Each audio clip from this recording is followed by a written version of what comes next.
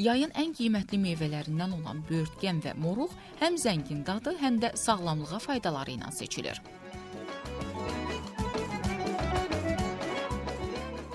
Bilirsiniz, böyürtkən və moruğun gözəllikləri nədədir? Bu meyvələri yeyəndə damağında yayın gəlişini hiss edirsən.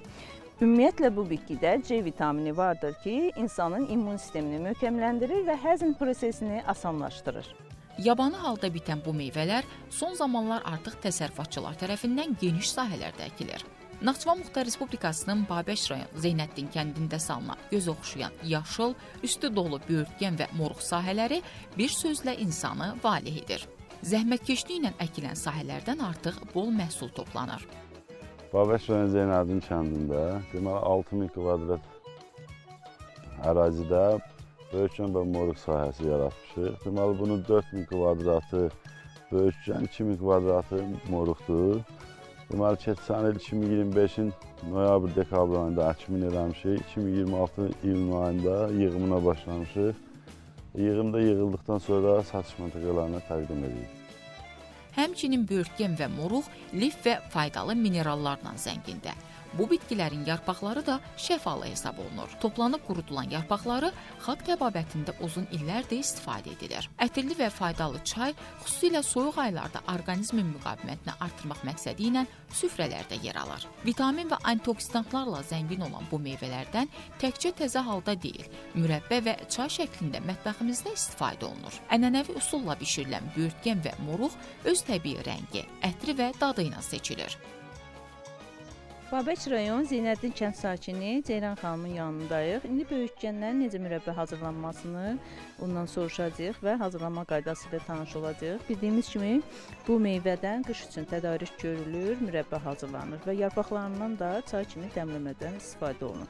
Xoş gördük Ceyran xanım. Salam, xoş gəlmisiniz. Biz hər il bu vaxt bu böyürtkəni yığıb qışımıza mürəbbə, bir də kompot hazırlayırıq.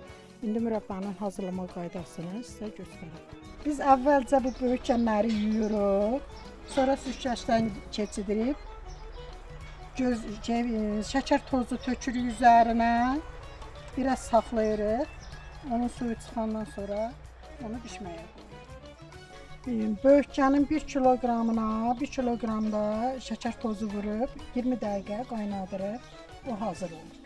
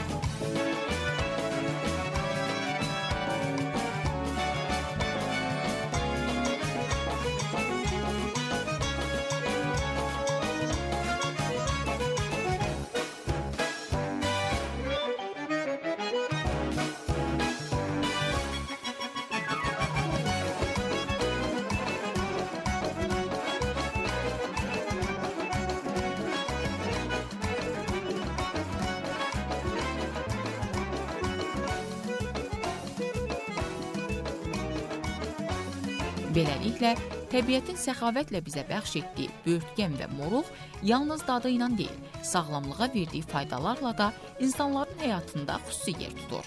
Böyürtkən və moruğun meyvələrindən hazırlanan şirin mürəbbələr qış günlərinə yay ətri gətirir, yarpaqlarından dəmlənən çay isə təbiətin səfasını süfrələrə köçürür. Beləcə bu kiçik meyvələr hər mövsümdə insanla təbiət arasında qurulan ən gözəl körpülərdən birinə çevrilir.